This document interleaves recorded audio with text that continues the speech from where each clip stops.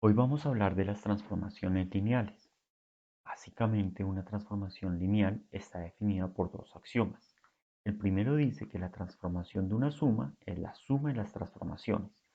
El segundo dice que las constantes pueden salir de la transformación. Estos dos axiomas se pueden reemplazar por un solo axioma, el cual dice que la transformación de una combinación lineal de dos vectores es la combinación lineal de la transformación de los vectores. Observe que en este caso los coeficientes son los mismos a ambos lados de la igualdad. Esta definición que está aquí se puede extender a cualquier combinación lineal de vectores, es decir, que la transformación de una combinación lineal de cualquier cantidad de vectores es igual a la combinación lineal de la transformación de cada uno de esos vectores que estaban ahí en la combinación lineal. Y observen que los coeficientes vuelven y se preservan. Vamos a usar una notación. Cuando tenemos una sucesión de vectores y queremos transformar cada uno de esos vectores, lo podemos denotar como la transformación asterisco de la sucesión de vectores.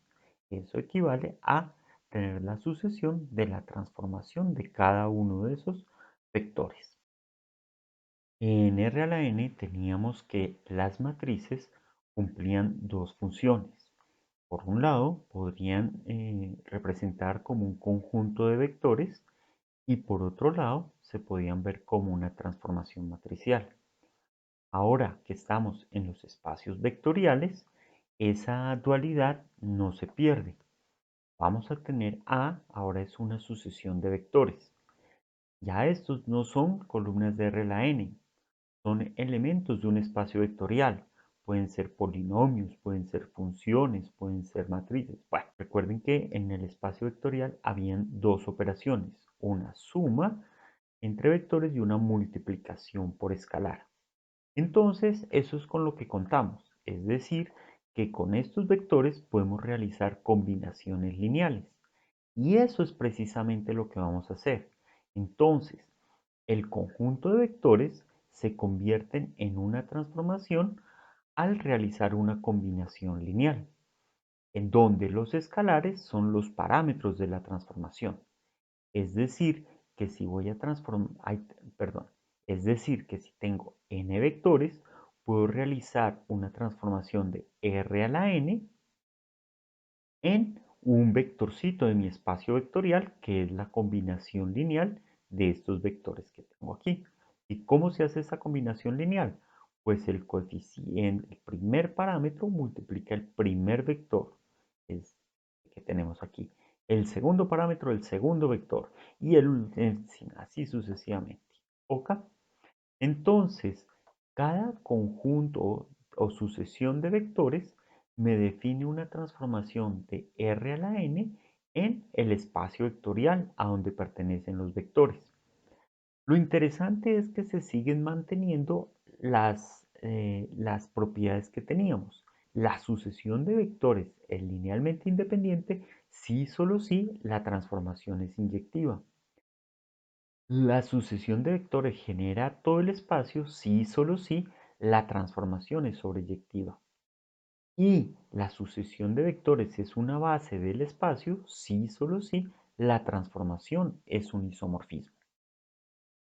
Genial. Entonces, el hecho de que se preserven estas mismas propiedades, al menos en los espacios vectoriales de dimensión finita, nos permite seguir pensando en los sistemas lineales con las mismas propiedades que teníamos antes.